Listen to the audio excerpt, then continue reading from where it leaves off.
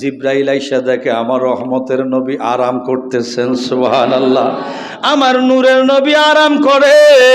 জিব্রাইল ওই মুহূর্তে বলে, আল্লাহ আমি কেমনে ডাকবো? আমার তো এত দূর পাওয়ার নাই। হাবিব ঘুমাইলে ডাকার ক্ষমতা আছে।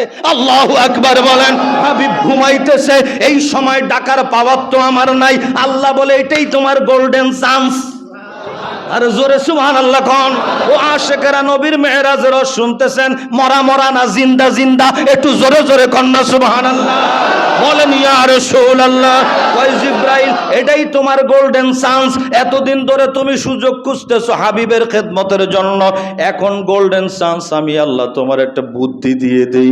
আল্লাহ তাড়াতাড়ি কি বুদ্ধি? হাবিবের খেদমত করব কি বুদ্ধি? আল্লাহ তাআলা বলেন, ইয়া জিব্রাইল কাব্বিল তাহতা কদমাই হে, আর দেরি করো না, আমার হাবিবের কদম মোবারকের নিচে তোমার নূরের জিহ্বা লাগাইয়া চুম্বন দিয়ে দাও। বড় করে সুবহানাল্লাহ। ইয়া রাসূলুল্লাহ,